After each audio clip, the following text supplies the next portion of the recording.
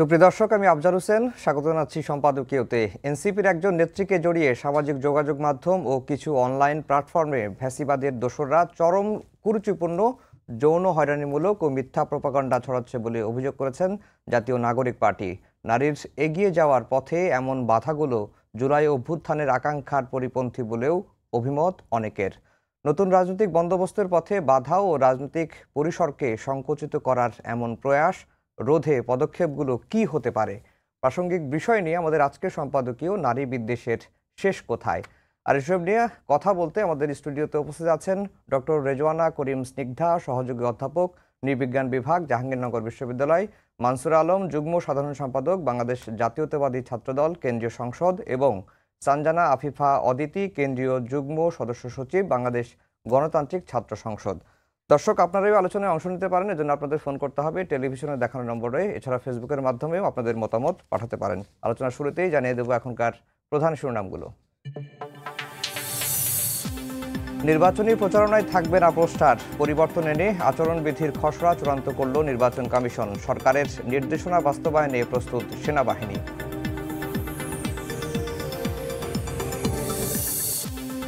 বিদ্যমান পদ্ধতিতেই রাষ্ট্রপতি নির্বাচনের পক্ষে বিএনপি, পরিবর্তন চায় জামায়াত, এনসিপি সহ বেশিরভাগ দল। 2 মেয়াদের বেশি প্রধানমন্ত্রী না হওয়ার পক্ষে মত।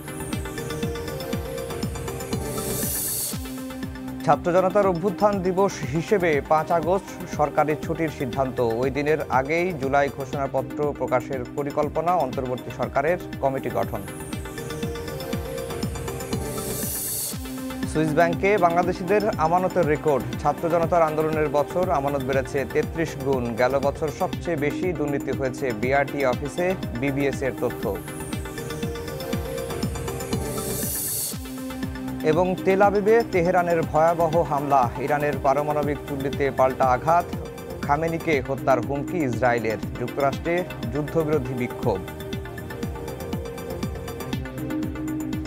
দর্শক শিরোনাম শুনছিলেন। আমরা আজকের আলোচনার বিষয় দিয়েছি নারী বিদ্বেষের শেষ কথায়। আজকে যখন এই নিয়ে আলোচনা করব, এবং মানসুরা, আলোচনার আগে আমরা একটি ফটোকার্ড দিয়েছিলাম আমাদের অফিসিয়াল ফেসবুক পেজে, এবং তার নিচে যে কমেন্টগুলো এসেছে সেটি আসলে মুখে বলার মতো ভাষা নাই। যাই হোক, আলোচনা করতে হবে। আপনি দীর্ঘদিন ধরে ছাত্র রাজনীতি করছেন, আপনার অভিজ্ঞতাটাই একটু জানতে চাই। আগে অভিজ্ঞতা জানবো, এরপরে আসলে কি করা যায়, কি পদক্ষেপ নেওয়া যায় সেই বিষয়গুলো জানবো। অভিজ্ঞতা বিভিন্ন ধরনের আছে। তো রাজনৈতিক নারী হিসেবে যে অভিজ্ঞতা, সেটির আপনি কিছুক্ষণ আগেই বললেন যে ফটোকার্ডের নিচে কিছুটা উদাহরণ পেয়েছেন। বিগত ফ্যাসিবাদের আমলে আমরা যারা রাজপথে আন্দোলন করেছি, আমাদের অভিজ্ঞতা সেই সময় অত্যন্ত দুর্বিষহ ছিল। একে ছিল রাজপথ, পুলিশি নিপীড়ন, অন্যদিকে এই অনলাইন যে হ্যারাসমেন্ট, সেটাও কিন্তু সমানতালে ছিল। এবং আমরা বারবারই সেটার আমি ব্যক্তিগতভাবে অসংখ্যবার ফ্যাসিবাদীদের কর্তৃক সেটা শিকার হয়েছি। ক্যারেক্টার অ্যাসাসিনেশন সহ বিভিন্ন ধরনের হুমকির মুখে পড়েছি। তো 5 আগস্টের পরে ছাত্র জনতার অভ্যুত্থানের বিজয়ের ফলে তো আমরা সেই সময় ভেবেছিলাম হয়তো অনেক কিছুতেই আমরা একটু শান্তি পাবো। নারীরা রাজনীতিতে, যেহেতু গণ অভ্যুত্থানে আমাদের অংশগ্রহণ সমানতালে তো বটেই, কিছু ক্ষেত্রে পুরুষদের থেকে অনেকটা বেশি ছিল আমাদের কাজের ইম্প্যাক্ট।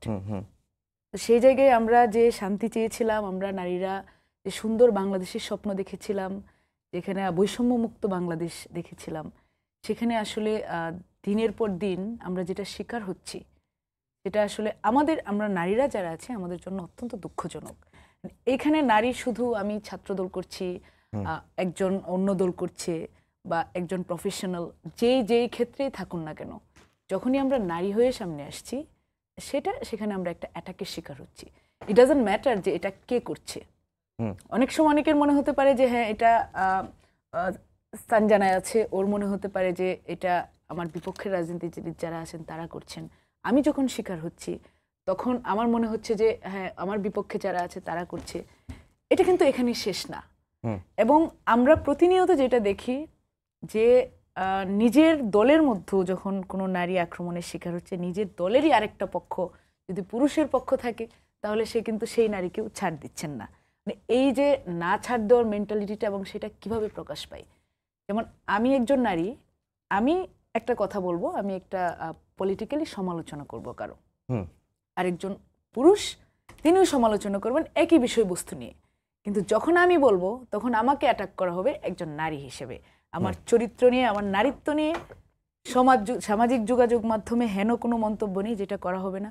আমার ইনবক্স ভর্তি হয়ে যাবে কুরুচিপূর্ণ মেসেজে, এবং আমি একই সাথে দেখছি যে হ্যাঁ আমি এই কথাটা বললাম, আমার পুরুষ সহযোদ্ধা সেও এক কথাটি বললো, আরো 10 জন পুরুষ এই কথাটি বললো, তাহলে ইম্প্যাক্টটা কেন এক হচ্ছে না, কেন কথাগুলো এক আসছে না, আক্রমণটাও কেন এক আসছে না? সমালোচনা, আমি যখন রাজনৈতিক সমালোচনা করব সেটা তো এক ধরনের, আপনি আমার রাজনৈতিক সমালোচনা করতে পারেন, যে কেউ করতে পারে, এটা সবসময় ওপেন, আমি রাজনীতি এই জন্যই করতে আসছি। কিন্তু যখন আক্রমণ করা হয়, যখন আমাকে ব্যক্তি আক্রমণ, মানে একদম টার্গেট করে যে তুমি এটা, সেটা আমাদের জন্য অত্যন্ত দুঃখজনক থাকে। জি, অদিতি, আপনার কাছেও অভিজ্ঞতাটাই শুনতে চাই যে আপনারা এই বাংলাদেশ গণতান্ত্রিক ছাত্র সংসদ যখন করলেন, এখন তো রাজনীতি করছেন, ছাত্র রাজনীতি করছেন, এই ছাত্র রাজনীতিতে আসার আগের কি পরিস্থিতি ছিল আর এখনকার কি পরিস্থিতি দেখছেন? দেখেন, রাজনীতি বিষয়টা যে শুধু মানে মেয়েদের প্রতি এই যে বিদ্বেষমূলক মনোভাব, এইটা যে শুধু রাজনীতি বলে এরকমের না। আমার কাছে মনে হয় মানে মেয়েরা যখন বাইরে আসে, যখনই তারা বাইরে আসে, যখনই মেয়েরা কিছু করতে চায়, তখনই এটা ফেস করে, এবং এটা তারা প্রফেশনাল লাইফেও ফেস করে। কেউ মিডিয়া কর্মী হলে সে সেখানে ফেস করে, কেউ অন্য জব করলে সেখানে ফেস করে, রাজনীতি করতে আসলে আরও বেশি ফেস করে। বিশেষ করে রাজনীতি করতে আসলেই মেয়েদের যে চরিত্র বা চারিত্রিক বিষয়টা দিয়ে বারবার মেয়েদেরকে টেনে ধরার চেষ্টা করা হয়। ঠিক যেমনটা অন্যান্য প্রফেশনের ক্ষেত্রেও হয়, যে আসলে মেয়েরা বাইরে আসুক এবং মেয়েরা কোনো কাজ করুক, মেয়েরা আসলেই কিছু করুক, এই জায়গাটাই প্রবলেম। এই জায়গাটাতেই মেয়েদেরকে বারবার টেনে ধরার চেষ্টা করা হয়, যাতে মেয়েরা ডিমোটিভেটেড হয় বাইরে আসার জন্য, কিছু করার জন্য, কাজ করার জন্য, কথা বলার জন্য, ভয়েস রেজ করার জন্য মেয়েরা যাতে ডিমোটিভেটেড হয়। আজকে আমি একটা পোস্ট দিব, একটা লেখা লিখবো, প্রথম অ্যাটাকটাই হবে আমার চরিত্র নিয়ে, এই মেয়ে হোটেল থেকে আসছে, এই প্রথম লাইনটাই হবে এটা। আমি যে কথাটা বলছি, আমি যে কাজটা করছি, সেইটা নিয়ে কোনো সমালোচনা হবে না, প্রথম সমালোচনাটাই হবে আমার চারিত্রিক দিক তুলে।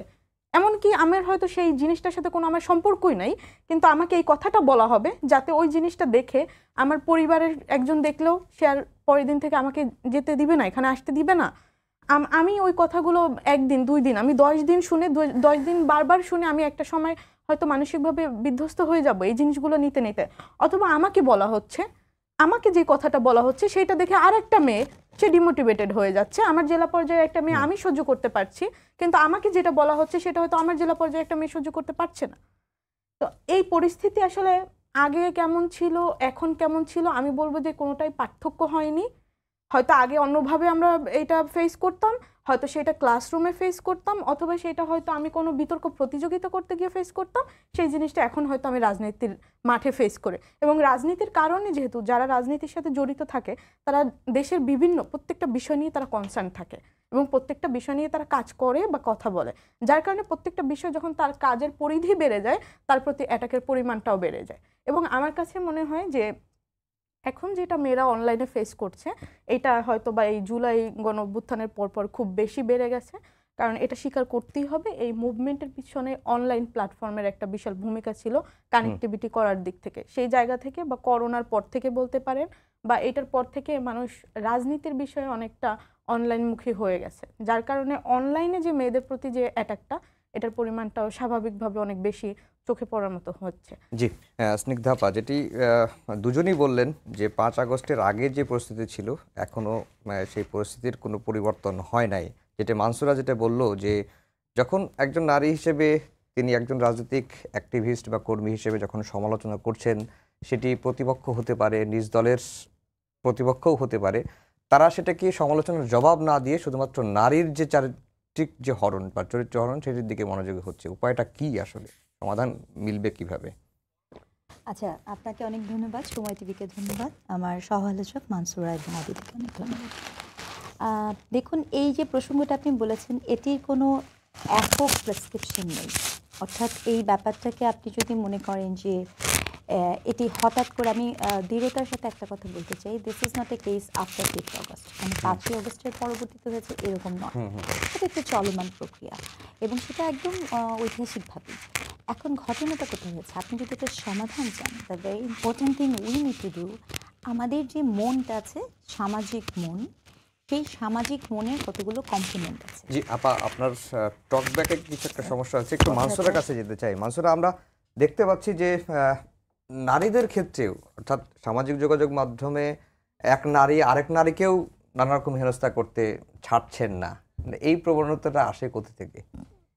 এটা দেখেন, যখন এটার সেক্টর, বিভিন্ন সেক্টরে বিভিন্ন ধরনের সমস্যা হয়ে থাকে। রাজনীতির ক্ষেত্রে যদি আমি বলি, যেহেতু আমি রাজনীতি করি, আমি এটা বেশি ভালো বলতে পারবো। যেটা হয় যে প্রতিযোগিতা সব ক্ষেত্রেই থাকে। এখন দুইজন নারী একসাথে হবে মানে যে আমার সব টার্ম তার সাথে আমার মিলবে এমন না। তো সেক্ষেত্রে হয় প্রতিযোগিতা থাকে, যেমন যে কোনো মানুষের, দুজন মানুষের মধ্যে প্রতিযোগিতা হয় বিভিন্ন বিষয় নিয়ে, সেখানে নারীদের মধ্যেও হয়। কিন্তু যখন আমি নারী এবং আরেকজন নারী, এবং আমরা জানি যে আমাদের জন্য ক্ষেত্রটা এখনো ততটা প্রসারিত হয়নি এবং আমরা এখনো সেই প্রগ্রেসিভনেসের দিকে আগাইতে পারিনি। তো সেই ক্ষেত্রে যখন আমি আমার নারী সহযোদ্ধার সমালোচনা করব, আমি তার প্রতিপক্ষ হয়ে দাঁড়াবো, তখন আমার অ্যাপ্রোচটা এক ধরনের হওয়া উচিত, এই চিন্তা করে যে আমি এখনো আমি দ্বিতীয় সারিতে অবস্থান করছি, আমি প্রথম সারিতে যেতে পারছি না আমার পুরুষ সহযোদ্ধাদের মতো। তো আমার সেটা কনসিডারেশনে রেখে আমার সমালোচনা করা উচিত। কিন্তু সেটা অনেক ক্ষেত্রে হয় না। অনেক সময় এই যে পুরুষতান্ত্রিক মানসিকতা, সেটা নারীরাও অনেক সময় সেটা গ্রহণ করে এবং তারা পিকড হন বিভিন্ন সময়, এবং পিকড হয়ে তার দুর্বল সহযোদ্ধাকেই তিনি টার্গেট করে ফেলেন। সেটা অত্যন্ত দুঃখজনক এবং রাজনীতির ক্ষেত্রে যে কোনো প্রফেশনের চেয়ে সেটা বেশি হয়ে থাকে। জি আপা, আপনার মাইক্রোফোনটা ঠিক হয়েছে, যদি কথাগুলো শেষ করতে। আচ্ছা, না আমি যেখানে ছিলাম সেটা হচ্ছে যে আপনি দেখবেন যে একটা সামাজিক মন আমাদের তৈরি হয়েছে এবং এই সামাজিক মনের পার্ট আপনি আমরা সবাই। আমাদের প্রথম একটা পরিসর থাকে, যেটা অদিতি কিছুটা বলেছেন এবং খুব পয়েন্টলি একটা পয়েন্ট করেছেন, সেটা হচ্ছে যে প্রথম সমস্যা হচ্ছে ভিজিবিলিটি। আমরা যে একটা নারীর ওমেন ভিজিবিলিটি, এই জায়গাটা থেকে আমাদের এক ধরনের সংকীর্ণতা আছে। আমরা ততক্ষণ পর্যন্ত নারীকে ঠিক দেখতে চাই যতক্ষণ নারী ঘরের ভেতরে কাজ করছেন, সেটা ঠিক আছে। কিন্তু আপনি মনে করে দেখেন যে 90-এর দশকে আমাদের যে গার্মেন্টস ইন্ডাস্ট্রি, যেটার মেজরিটি একটা নারী ছিল, একটা বিপ্লব, কিন্তু তখনও যদি আপনি একটু হিস্টোরিক্যাল এভিডেন্স খুঁজেন, দেখবেন যে এই গার্মেন্টস শ্রমিকদের নিয়েও নানা ধরনের কুরুচিপূর্ণ মন্তব্য করা হয়েছে এবং এটা কন্টিনিউয়াস প্রসেসে বিভিন্ন সেক্টরে। সো এটা কিন্তু ব্যাপারটা এরকম হচ্ছে না, আপনি বিউটি পার্লারে যারা কাজ করছে দেখবেন তাদের নিয়েও এক ধরনের মন্তব্য আছে। তার মানে আমি যেটা বলছি যে এটা রাজনৈতিক ক্ষেত্রে ব্যাপারটা এরকম না। যখনই নারী ঘর থেকে বের হয়ে কোনো ধরনের শ্রমের সাথে যুক্ত হচ্ছে, তখনই একটা সামাজিকভাবে এটা একটা প্রতিরোধ আছে। এই মানসিকতাটা আমাদের পরিবর্তন হয়নি। আমরা যেটা করেছি যে একটা ঘটনা আসে, ইনসিডেন্ট আসে, আজকে আপনার সময় টিভিতে এই ইনসিডেন্ট এসেছে, আমরা কথা বলেছি, কিন্তু এটা তো আপনার গত 9 মাসে বারংবার নানা ইস্যুতে তো এই বিষয়গুলো আসছে। তো এই জিনিসটার গুরুত্ব অনুধাবন করার ক্ষেত্রটা আমাদের নাই। এটা হচ্ছে 1 নম্বর সমস্যা। দ্বিতীয় সমস্যা হচ্ছে যে আপনি প্রায়োরিটি দিবেন কোনটাতে। সামাজিক সমস্যাতে আপনি কাকে প্রায়োরিটি দিবেন? আপনি কি আসলে কখনো চিন্তা করেছেন যে এই যে ঐক্যমত্য কমিশন হচ্ছে, খেয়াল করে দেখেন আমাদের সকলের মনোযোগ এখানে, ওখানে তো রাজনৈতিক দলগুলো আছে। আমি মনে করি এখানে খুব গুরুত্বপূর্ণ ভূমিকা কিন্তু রাজনৈতিক দলই রাখতে পারতো, কারণ সংকটটা ওখান থেকে শুরু। আপনি খেয়াল করে দেখেন তো ঐক্যমত্য কমিশনের যে চেয়ারটা ভিজিবল হয়, প্রতিদিন সেখানে কজন নারী থাকে? সেখানে দুই থেকে দুইজন নারীরও আপনি যদি দেখাতে পারেন ট্রেস, তাহলে তো আপনি ওখানে, তাহলে এই যে একটা পার্টিসিপেশন, রিপ্রেজেন্টেশন, তার যে বক্তব্য, সেটা দিবে কে? 1। 2, আপনি দেখেন যে এই মুহূর্তে আমাদের যে যত স্লাট শেমিং, যা কিছু আপনি বলছেন, এটি ওনারা তো বলেছেন, আমি সেই জায়গা থেকে একটু সরে এসে একটা কথা বলি। এই যে শেমিং করার প্রবণতাটা, এই শেমিং করার প্রবণতার অন্যতম একটা ক্রাইটেরিয়া হচ্ছে যে আমি সকল নারীকে শেম করি না, কিন্তু আরেকটা জিনিস খুব গুরুত্বপূর্ণ, যেই নারীর ভয়েস আছে, যেই নারী সামাজিক পরিসরে গুরুত্বপূর্ণ, সেই নারীকে যেভাবে আপনি শেমিং করেন, আরেকজন নারীকে কিন্তু আপনি সেভাবে শেমিং করেন না। তার মানে হচ্ছে আপনি নারীর ক্ষেত্রে কতগুলো ক্যাটাগরি তৈরি করেছেন, ভোকাল নারী, নেতৃত্বের নারী, প্রভাবশালী নারী, ক্ষমতায়িত নারী। এই সকল নারীকেই আপনি দেখবেন যে বুলিং করার প্রবণতাটা অনেক বেশি। এখন আপনি বলতে পারেন যে অন্যান্য জায়গায় হয় না, আমরা দীর্ঘদিন কাজ করেছি, 25 বছর কাজ করার অভিজ্ঞতা থেকে বলতে পারি যে আপনার ঘরে ঘরে নারী নির্যাতনের কেস তো অনেক প্রতিষ্ঠিত, আপনার বাল্যবিবাহের মতো জিনিস এখানে প্রতিষ্ঠিত।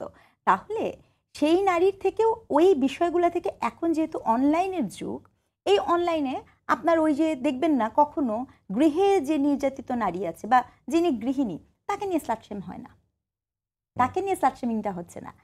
শেমিংটাই হচ্ছে আপনার তাকে নিয়ে যে এই যে সোশ্যাল প্যারামিটার আছে যে women suppose to do this this and this, এই প্যারামিটার থেকে যখনই কেউ বের হবে, সেটি আপনার একেবারে কন্টেন্ট ক্রিয়েটার হোক, তাকে নিয়ে হোক, অথবা আপনি দেখবেন তাসনিম জারার মতো একজন শিক্ষিত নারীকে নিয়ে হোক, অথবা ওভার রিসেন্টলি যা হচ্ছে। তার মানে আমি যেটা বলতে চাচ্ছি, এখানে একটা টার্গেট গ্রুপ আছে। এই টার্গেট গ্রুপটাকে আপনাকে আসলে টার্গেট করতে হবে। এটা হচ্ছে খুব গুরুত্বপূর্ণ। মানে হচ্ছে যে এই বটবাহিনী যে শব্দ, এই কথাটা বলছি, এদেরকে তো আমরা সবাই জানি, দে হ্যাভ বিন ইনভেস্টেড, যে কার পিছনে আপনি করবেন। তারা এরকম না যে র্যান্ডম একটা পোস্ট আসলো, সেটা কি করলো, সবকিছু ভাইরাল হয় না। আমরা স্টাডি করি, গবেষণা করে দেখে বুঝি। তাহলে এই পুরা প্রক্রিয়ার ভেতরে আরেকটা রাজনীতি আছে। এই রাজনীতিটাকে যদি আপনি ক্র্যাক না ডাউন না করতে পারেন, ইটস নট পসিবল, এটাকে থামানো খুব কঠিন হয়ে যাবে। জি, অদিতি, যেই প্রশ্নটা মানসুরাকেও করেছিলাম, ধরুন একটি দলের রাজনৈতিক নেতা, পুরুষ হোক নারী হোক, তাদের ব্যক্তিগত বিষয়গুলো সামনে আসছে, তখন অন্য আরেকটি দলের পুরুষ নেতা বা নেত্রী, তারাও সেই বিষয়টাকে, ব্যক্তিগত বিষয়টাকে রাজনৈতিক ইস্যু ধরে নানারকম কোণঠাসা করার চেষ্টা করছে। এই বিষয়টাকে আপনারা কিভাবে দেখেন? আর রিসেন্ট যে ঘটনাগুলো ঘটেছে এনসিপির, সেই বিষয়ে আপনার মন্তব্য জানি। যে বিষয়টা আপনি বললেন যে যখন কোনো কারো ব্যক্তিগত এরকমের বিষয় বাইরে আসে, সেটা নিয়ে রাজনীতিবিদ বা অন্য বিরোধী দলগুলোর যে অবস্থান, এখানে দুইটা ভুল আছে আমাদের চিন্তায়। একটা ভুল হচ্ছে সাধারণ মানুষের চিন্তায়, আর একটা ভুল হচ্ছে রাজনীতিবিদদের চিন্তায়। প্রথম ভুলটা হচ্ছে সাধারণ মানুষের চিন্তায়, যে কারোর ব্যক্তিগত বিষয় নিয়ে তার কাজের জায়গাকে তাকে টেনে ধরার জন্য তার ব্যক্তিগত বিষয় কখনোই ব্যবহার করা উচিত না। এটা কোনো এথিক্সের মধ্যে পড়ে না। এই চিন্তা বা এই শিক্ষা স্বাভাবিকভাবে আমাদের দেশের মানুষজন বলেন বা শিক্ষার্থীরা বলেন, যারা পড়াশোনা করে তারাও এই শিক্ষাটা পায় না, এই শিক্ষাটা দেয়া হয় না। এটা আমাদের একটা সমস্যা চিন্তার। কারণ হচ্ছে আমার যে কাজ, সেই কাজে আমি কতটুকু দিলাম, সেখানে আমি কতটুকু ঠিক আছি, কতটুকু ভুল আছি, সেটা দিয়ে আমাকে জাজ করা উচিত। আমার ব্যক্তিগত লাইফ দিয়ে আমাকে জাজ করা উচিত না, আনটিল এটা কারোর ক্ষতি করছে। দ্বিতীয় বিষয় হচ্ছে রাজনীতিবিদদের ভুল, যেটা যখন আমার বিরোধী কোনো দলের কারোর ব্যক্তিগত কিছু এরকমের বাইরে আসে, তখন ব্যক্তিগত কেন, আমরা সবসময় চেষ্টা করি একজন আরেকজনকে যত কিছু পারা যায়, যত কিছু দিয়ে ব্যবহার করে তাকে যতটা সম্ভব টেনে ধরা হবে। এটা আমাদের একটা চিন্তায় ভুল। রাজনীতিটা হওয়া উচিত ছিল আপনার কাজের জায়গায় আমি আপনাকে সমালোচনা করব, যৌক্তিক সমালোচনা করব। আপনি যেই নীতি, যেই আদর্শ নিয়ে আসছিলেন, সেখানে কতটুকু ঠিক আছেন, কতটুকু ঠিক নাই, আপনার কাজ মানুষকে কতটুকু ক্ষতিগ্রস্ত করছে কি করছে না, সেটার উপরে ভিত্তি করে আমার আপনার সমালোচনা করা উচিত ছিল। কিন্তু সমালোচনা মানে সম আলোচনা, আপনার ভালোটাও আমি বলবো, খারাপটাও আমি বলবো। কিন্তু সমালোচনার নামে কি হয় জানেন? শুধু কাদা ছোড়াছুড়ি হয়, আর কিচ্ছু হয় না। সম আলোচনা হয় না, ভালো আলোচনাও হয় না, শুধু কাদা ছোড়াছুড়ি হয়। এতে করে কি হয় জানেন? আমিও ভালো না, সেও ভালো না। সাধারণ মানুষ যারা হয়তো রাজনীতিতে খুব বেশি ইন্টারেস্টেড না, আপনার কি মনে হয় তারা এটা খুব ভালোভাবে দেখে? তাদের এটা কিন্তু ভালো লাগে না। দিন দিন কাদা ছোড়াছুড়ি, এটা তাদেরও ভালো লাগে না, তারা এটা ভালোভাবে নেয় না। এতে আমিও ক্ষতিগ্রস্ত হই, তারাও ক্ষতিগ্রস্ত হয়। কারণ আজকে যখন সে আমাকে নিয়ে বলবে, কালকে আমিও তাকে নিয়ে বলবো, স্বাভাবিকভাবে এটাই চলে আসতেছে, এটাই কন্টিনিউ করতেছে। At the end of the day কি হচ্ছে? I hate politics. সোসাইটিতে এমন একটা ন্যারেটিভ দাঁড় হয়ে যাচ্ছে, আই হেট পলিটিক্স। বাট এই পেশাটা হেট করার পেশা ছিল না। এই পেশাটা অনেক রেসপেক্টেড একটা পেশা হওয়া উচিত ছিল। যে আমাদের ভুলের কারণে আজকে এটা এই জায়গায় আসছে। আমার মনে হয় যে 5 আগস্টের পরে সব কিছুর জন্যই একটা নতুন দ্বার আমাদের কাছে খুলে এসেছে। তাই সবার একটু নতুন করে ভাবা উচিত। আমার মনে হয় যে আমরা এখনো চাইলে অনেক কিছু নতুন ভাবে এই ক্ষেত্রে আগাতে পারি। এই ক্ষেত্রে রাজনৈতিক দলগুলোর ভূমিকা কি হওয়া উচিত, বা সরকারেরই বা কি দায় দায়িত্ব আছে? এক্ষেত্রে রাজনৈতিক দলগুলোর ভূমিকা এই যে আমার হচ্ছে কনস্ট্রাকটিভ সমালোচনার দিকে যেতে হবে, এবং ব্যক্তিগত বিষয় যে কোনো, সেটা আমার দলের কারোর হোক, আমার নিজের হোক, বা বিরোধী দলের কারোর, সেটা উচিত কিনা সেটা টেনে কথা বলাটা, এটা ভেবে আগে, মানে রাজনৈতিক প্রতিহিংসার বশবর্তী হয়ে কারো ব্যক্তিগত কোনো বিষয়ে টেনে কথা না বলে, এইটা আসলে রাজনৈতিক দিক থেকে এটা নিয়ে কথা বলা উচিত কিনা সেটা ভেবে কথা বলা উচিত। জি, মানসুরা, যেটি স্নিগ্ধা আপা বলছিলেন যে একটা টার্গেট গ্রুপ আছে, তিনি একটা বাহিনীর কথাও বলেছেন, তো এদের আসলে প্রতিরোধ করার উপায়টা কি?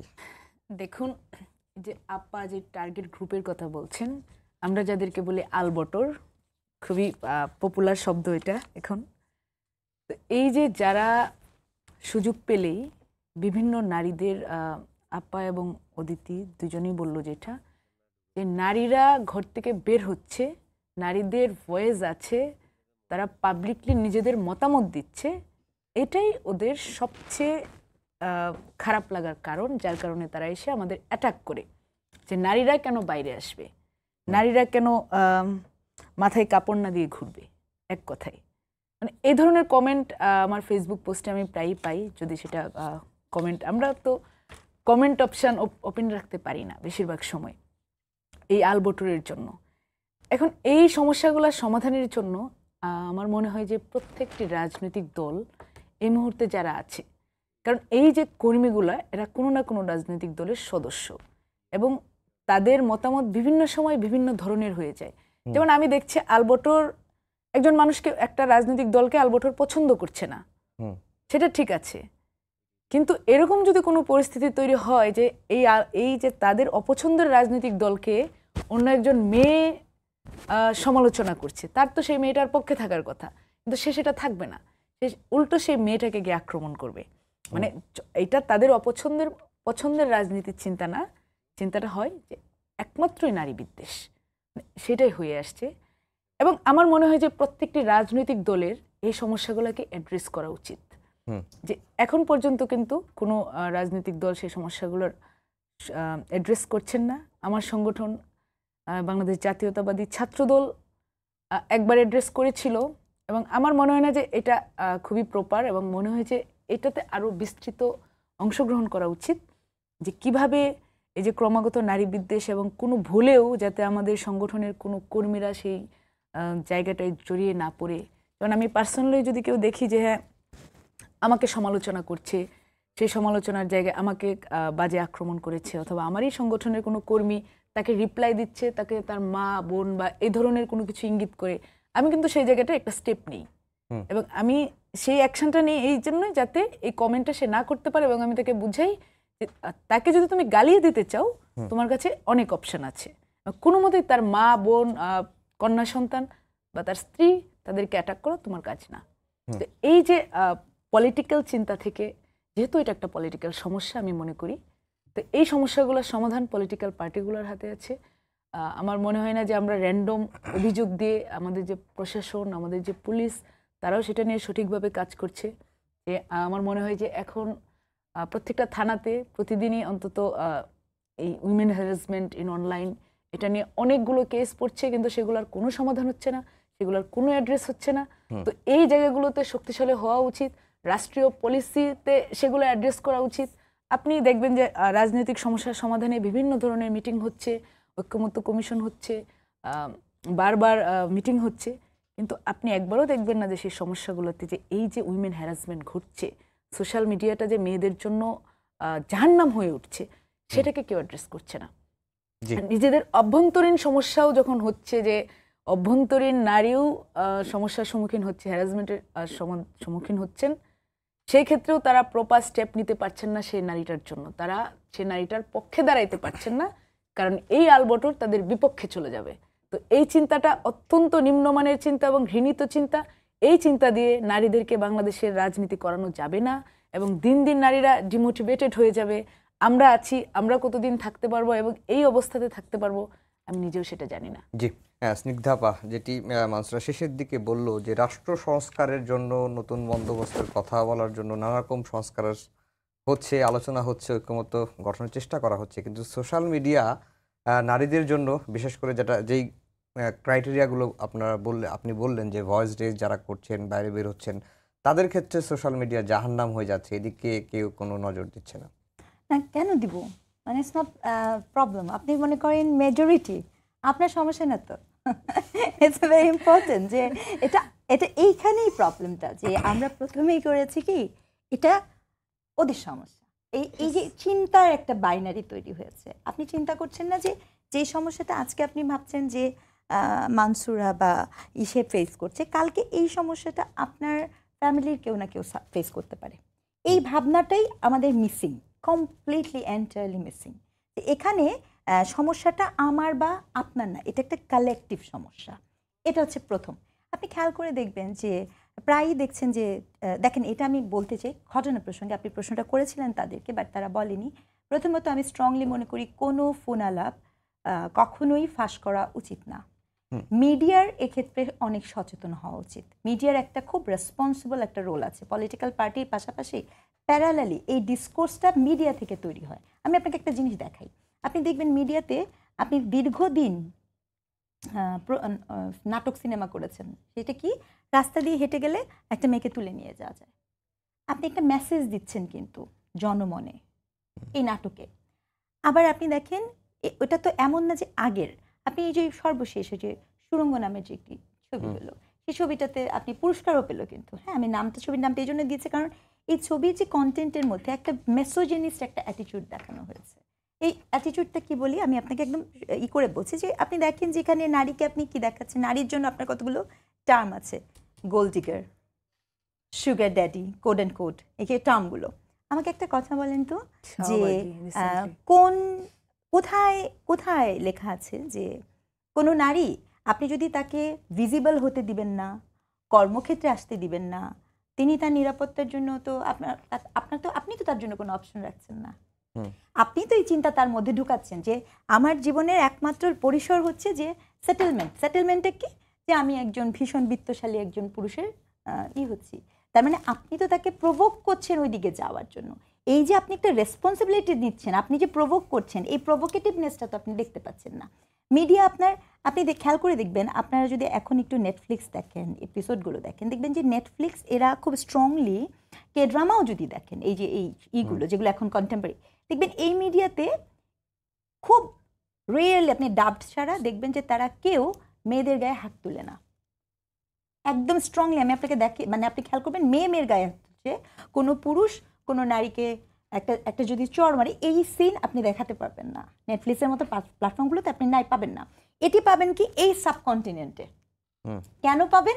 তার কারণ এই সাবকন্টিনেন্টে আপনি এই চিন্তাটাকে প্রমোশন দিচ্ছেন। আচ্ছা, আরেকটা জিনিস আমি বলতে চাই, আরেকটা প্রবলেম আছে, এটা আমি আমার মেয়েদের বলতে চাই যে আপনারা ইগনোরেন্ট, মানে নেয়ার ক্যাপাসিটি আমাদের মেয়েরা কিন্তু অনেক কিছু ইগনোর করে। আমরা ছোটবেলা থেকে বড় হয়েছি, এই পর্যন্ত যে এসেছি, এখানে যে আমরা 3 জন বসেছি, এবং এটা কেউ বলতেই পারবে না যে আমাদের পাবলিক পরিসরে যখন গিয়েছি, আমরা যখন বাসে উঠেছি, সে হচ্ছে বিভিন্ন জনের চোখ থেকে শুরু করে এমন কিছু নাই, এমন কোনো মেয়ে পাবেন না যে মেয়ে বলবে যে আমি জীবনে কখনো মৌখিক, ভার্বাল, ফিজিক্যাল হ্যারাসের শিকার হইনি, অ্যাবিউজের শিকার হইনি। বাস্তবতাটা কিন্তু এখানে। সো আমরা কিন্তু ওই ইগনোরেন্ট করে এখানে যখন আসি, আমি এখন বুঝি না যে এই কোথাকার কোন সাইবার স্পেসে, যাকে আমি কখনো চিনিই না, তো তারা যখন এটা বলে আমাদের মেয়েরা ডিমোটিভেট হয় কেন জানেন? তার কারণ ওই বলাটা তাকে মেন্টালি ডিমোটিভেট, ডাউন করে দেয়। এই জায়গাটা আমি মনে করি যে এটা আমরা এত কিছু যেহেতু ইগনোর করতে শিখেছি, আমাদের এই ইগনোরেন্স প্রক্রিয়াটা রাখতে হবে। কিন্তু ঘটনা হয়েছে কি, আমরা ইগনোর করতে করতে না তো আপনি ওই রেপ থামাতে পেরেছেন, না তো আপনি হ্যারাসমেন্ট থামাতে পেরেছেন, না তো আপনি গৃহ নির্যাতন থামাতে পেরেছেন, এবং আজকে এই অনলাইনও আপনি থামাতে পারবেন না। তার কারণ কি, দান থামাতে থামাতে কি হয়েছে পরিণতি? আজকে আপনার 5 বছরের শিশু, 9 বছরের আসিয়া, সকলে মিলে এখানে চলে যাচ্ছে। তাহলে এই পরিসরটাকে আপনাকে কি করতে হবে? প্রথমে ভাবতে হবে এটা আমাদের একটা কালেকটিভ সমস্যা, জাতীয় সমস্যা। সমস্যার প্রায়োরিটিতে সেট করেন। যখন একটা ইস্যু আসবে তখন দয়া করে ইস্যু ভিত্তিক আলোচনাটা বন্ধ করা খুব জরুরি। দ্বিতীয়, আমার মানে আমার যে আপনার সেফটি নেটের ধারণা, সংরক্ষণের যে ধারণা, এই বোধের মধ্যেও কিন্তু সংকট আছে। সেই বোধটা কীরকম, যেমন মনে করেন আমাদের এই যে এখন যে হয়তো আপনার আলোচনাতে আছে যে 300 আসনের এই যে 100 আসনের সংরক্ষিত এগুলো আছে, এটাতে আমরা আসবো হয়তো বা, কিন্তু এইখানে খুব গুরুত্বপূর্ণ এই যে জাতীয়তাবাদী ছাত্রদল, হ্যাঁ, অথবা আপনার জাসদ বামপন্থী, এদের কোন পার্টিটার একটা হ্যারাসমেন্ট সেল আছে পার্টিগতভাবে, যেখানে আপনার কোনো ধরনের নিপীড়নমূলক কথা, কালকে যদি কেউ তাকে অ্যাবিউজ করে, হার্ম করে, সেখানে যে সে বলবে। কেন এটা তাদের চিন্তার মধ্যে আসেনি আপনি আমাকে বলেন তো? এত এত সংস্কার করে ফেলছেন, কখনো মনে হলো না আসলে কি তাই এই পার্টিগুলার মধ্যে কি হ্যারাসমেন্ট হয় না? আপনি তো সদ্য এই আলাপ নিয়েই বসে পড়লেন। তাহলে আপনার চিন্তাতেই আপনি দেননি এটা বাদ। আপনার আইন হয়ে আছে 2009-এর। আরেকটা কথা, হ্যারাসমেন্ট কিন্তু শুধু নারী হয় না, হ্যারাসমেন্ট কিন্তু পুরুষও হয়। এই যে চিন্তাগুলোর মধ্যে যে আমাদের একটা সংকট আছে, এই সংকটগুলো নিয়ে যে একটা ওপেন প্ল্যাটফর্মে আপনি আলোচনা করবেন এবং খুব গুরুত্বপূর্ণ স্কিলফুল লোকদেরকে আপনি যখন তার মতামতটা নেবেন, এটা খুব জরুরি। আমরা এই আলাপটাকে আলাপের মধ্যে আনি না। অনেক নারী তৃণমূল পর্যায়ে ভীষণ পাওয়ারফুল। আপনি আজকে মোহাম্মদপুরে যান, আপনি দেখবেন যে ওখানে নারীরা কিন্তু বিশেষ করে যারা বিহারি ওদের সাথে দে আর ভেরি মাচ পাওয়ারফুল। আপনি আজকে দেখবেন ফুড কোর্টে অনেক নারী কিন্তু রাস্তায় বিজনেস করছে। আমি নীলফামারী পঞ্চগড়ে গিয়ে দেখেছি যে এক নারী রাত্র 3টের সময় সে একটা পাইপের দোকান খুলে বসে আছে। তো there are women who has that courage. Problem কি হয়েছে? প্রবলেম হয়েছে আমার স্টেট এই কারেজকে উদযাপন করছে না, প্রবলেম হচ্ছে অ্যাপ্রিসিয়েট করছে না। মানসুরা এই পর্যন্ত আসছে, অদিতি এই পর্যন্ত এসছে, অবশ্যই তাদের অনেক ভুল থাকবে, ভুল কার না থাকবে, আমারও থাকবে, আপনারও থাকবে, আমরা তো একটা প্রক্রিয়ার মধ্যে শিখি। কিন্তু ও যে এর আসার যে রাস্তাটা, এই পথটা যে অতিক্রম করে এই পর্যন্ত আসা, সেটাকে আপনি অ্যাকনলেজ করেন। আপনি সংসদে বসান, যে সকল সাথে সংরক্ষিতর কথা বাদ দেন। আপনি দীর্ঘদিন আমরা এই কথা শুনেছি যে বাংলাদেশের নারী প্রধানমন্ত্রী, বিরোধী দল প্রধানমন্ত্রী, বাট আই এম সরি, আমি খুবই দুঃখ নিয়ে একটা কথা বলছি যে এরা কেউই তাদের নিজ জায়গা থেকে তৃণমূল থেকে আসেনি। তাদের প্রত্যেকের একটা স্ট্রং ফ্যামিলি আছে, হয় পিতা নয় স্বামী। তো এই বিষয়গুলোতে একটা সাথে ওতপ্রোতভাবে যুক্ত। জি, অদিতি, অনেক কথাই সিগদাপা বললেন। যে বিষয়টা হচ্ছে যে যেহেতু নারী আসন নিয়েই কথা হচ্ছিল, সেটি নিয়ে ঐকমত্য কমিশনে আলোচনা হচ্ছে, 100 আসনে সরাসরি নির্বাচনের কথা বলা হচ্ছে। তো ভালোটা আসলে কোনটা? 100 আসনে সরাসরি ভোট হলে ভালো, নাকি সংরক্ষিত থাকলেই ভালো? আসলে দুইটার কোনোটাই ভালো না নারীদের জন্য। যদি বলি, নারীরা আসলে নারীদের জন্য জন্ম নেওয়াটাই মনে হয় যে ভুল, এরকমের একটা সিচুয়েশন বিরাজ করে। সংরক্ষিত আসন আমাদের দরকার। কেন দরকার?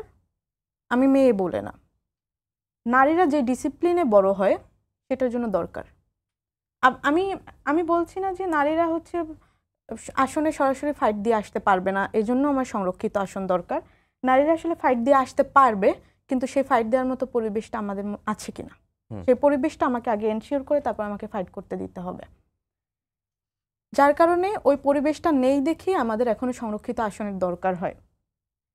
এখন আসি যে সংরক্ষিত আসন আসার পরে বা ফাইট দেওয়ার পরে কি আসলে সমস্যার সমাধান হচ্ছে কিনা। যে নারীরা আসতেছে সেই নারীরা সে নিজে আসছে কিনা। আমাদের দুজন নারী প্রধানমন্ত্রী আছেন, একজন হচ্ছে বাবার সুবাদে, একজন হচ্ছে স্বামীর সুবাদে। শুধু আমাদের না, আপনি ইন্ডিয়াতে হচ্ছে ইন্দিরা গান্ধী দেখেন, নেহেরু গান্ধীর কন্যা। আপনি ইন্দোনেশিয়ায় মেঘবতী সুকর্ণ দেখেন, আহমেদ সুকর্ণর মেয়ে। আপনি হচ্ছে পাকিস্তানে বেনজির ভুট্টো দেখেন, জুলফিকার ভুট্টোর মেয়ে। এটাই বিরাজ করে আসতেছে। এটা একটা রাজনীতিরও সমস্যা, অথবা এটা মেয়েদের রাজনীতিরও সমস্যা বলতে পারেন। আসলে কোন মেয়েদেরকে রাজনৈতিক পরিসরে আসতে দেয়া হয় শেষ পর্যন্ত, আমার মনে হয় সেই মেয়েদেরকে আসতে দেয়া হয় শেষ পর্যন্ত যেই মেয়েকে বসিয়ে রেখে হাসা যাবে, যেই মেয়ের আসলে সমালোচনা করা যাবে, এবং যেই মেয়ে আসলে উঠতে বসতে ছেলেরা যা বলবে সেটাই শুনবে। এমন মেয়েদেরকে শেষ পর্যন্ত রাজনীতিতে খুব সুন্দর পরিসর করে দেয়া হয়, এবং পরবর্তীতে আমাদেরকে দেখানো হয় যে দেখো মেয়েরা, তোমরা তো পারো না, আসলে যেই মেয়েটা পারে ওই মেয়েটাকে শুরুতেই অঙ্কুরেই আসতে দেয়া হয় না, কারণ ওই মেয়েটাকে আমার ভাল লাগতেছে না, ওই মেয়েটা আমার সামনে কথা বলতেছে, ওই মেয়েটা আমার মুখে মুখে কথা বলতেছে। মেয়ে মানুষের ঝাড়ি খেতে ভাল লাগে না, কিন্তু ছেলে মানুষ 10টা দিলেও আমার সহ্য হবে। কিন্তু মেয়ে মানুষ জোরে গলায় কথা বললে আমার ভাল লাগে না, আমার ইগো হার্ট হয়। এটা প্রবলেম, এই চিন্তার প্রবলেম। এবং মেয়েদের বিষয়ে বড় প্রবলেম হচ্ছে চিন্তায়। সেই প্রবলেম হচ্ছে আমরা সোসাইটির সবাই ধরে নেই যে বিষয়টা মেয়েদের তাই কথা বলবে মেয়েরা, বিষয়টা মেয়েদের তাই এটাকে তুলে ধরবে মেয়েরা, বিষয়টা যেহেতু মেয়েদের তাই প্রতিবাদটাও করবে মেয়েরা। এটা একটা কালেকটিভ প্রবলেম। যেমনটা আপা বলেছেন, আজকে এইখানে এই টেবিলে 3জন নারীকে বসানো হয়েছে, এখানে পরের দিন 3জন পুরুষকে বসিয়ে জিজ্ঞাসা করেন যে তারা কতটুকু নারীদেরকে এই পরিবেশটা করে দিচ্ছে। আপনি আমার থেকে শুনতেছেন যে আমি কি প্রবলেম ফেস করতেছি, ছেলেরা কেন প্রবলেমটা করতেছে সেটাও তাদের থেকে শুনেন। তাদেরকে ডেকে এখানে জিজ্ঞেস করেন যে তারা কি তাদের দলের মধ্যে মেয়েদেরকে নিয়ে একবারও বসে যে মেয়েরা তোমরা কি আসলে এখানে সিকিউর ফিল করতেছো নাকি তোমরা কারোর দ্বারা ইনসিকিউর ফিল করতেছো। এই জায়গাটায় তো রাজনৈতিক দলগুলোর ভূমিকা ছিল। কোন রাজনৈতিক দল এই ভূমিকা আসলেই ভালোভাবে পালন করে?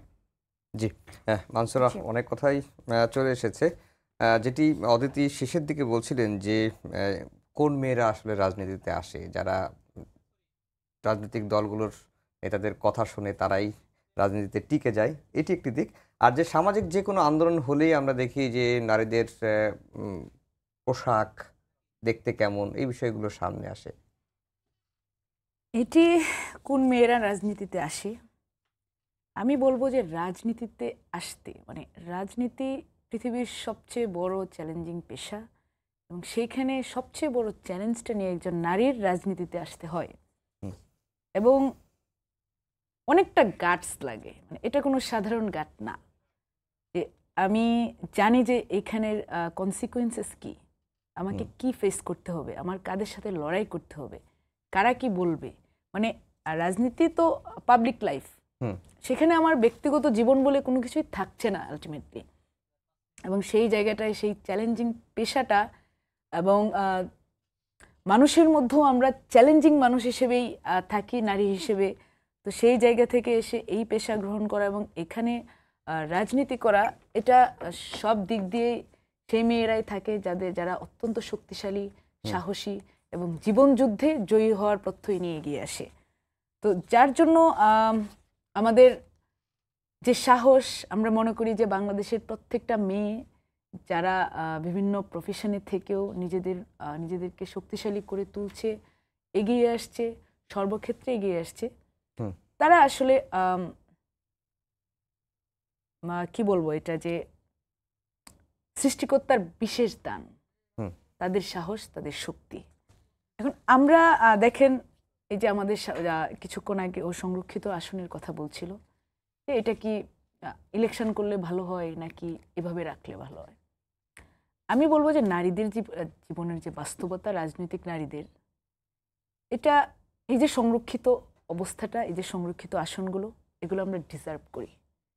এই জন্যই যে আমি এখন চাইলেও বলতে পারবো না যে বাকি যে 300 আসন থাকবে, যেখানে ইলেকশন হবে, সেখানে আপনারা 50-50 নারী পুরুষ দেন।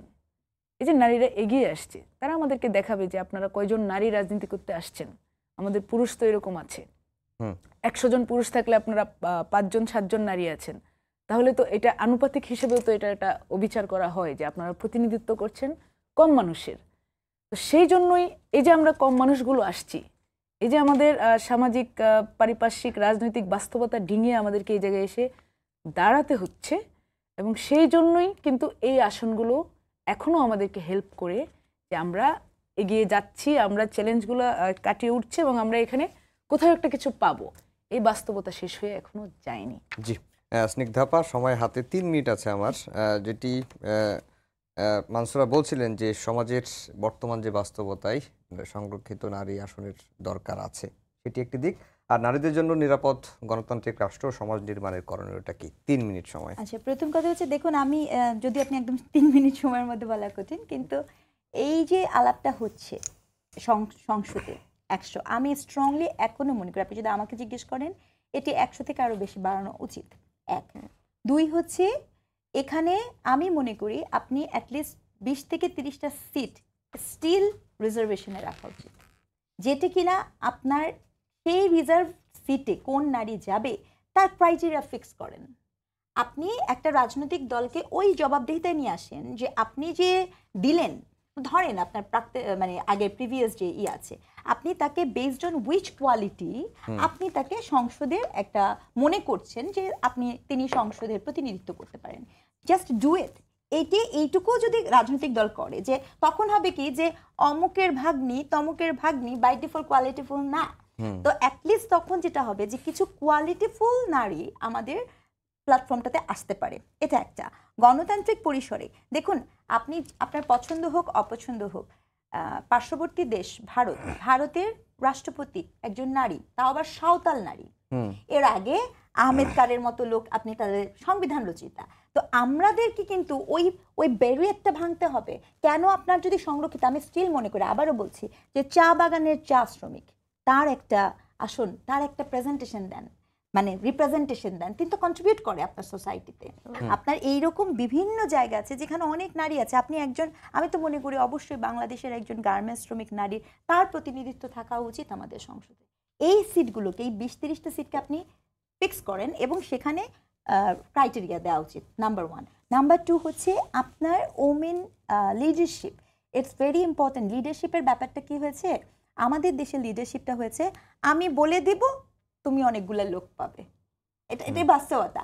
কিন্তু ঘটনাটা কি হয়েছে যে আমার ডাকেও কিন্তু লোক আসবে, আমার কথাও কিন্তু শুনবে। আমি গ্যারান্টি দিয়ে বলতে পারি, আমাকে প্ল্যাটফর্মটা তৈরি করে দিতে হবে। আপনি আপনার রাজনৈতিক দল ফিক্স করে দিক যে আমরা এই কয়জন নারীকে আগামী নেক্সট ইলেকশন হোক বা এইসের মধ্যে আমরা দাঁড় করাবো, তাকে কাজ করার সুযোগ করে দেন। সে যখন জানবে যে আমাকে ইলেকশনে যেতে হবে, তখন সেই সুযোগটা তৈরি হবে। আর সর্বশেষ একটা কথাই বলতে পারি, সেটা হচ্ছে যে নারী বান্ধব রাষ্ট্র, নারী বান্ধব পরিবেশ, ভবিষ্যতের যে প্রজন্ম বাংলাদেশ, সেটাকে তৈরি। জি, সবাইকেই ধন্যবাদ জানিয়ে শেষ করছি আমাদের আজকের সম্পাদকীয়। আগামীকাল আবার দেখা হবে একই সময়ে। শুভরাত্রি।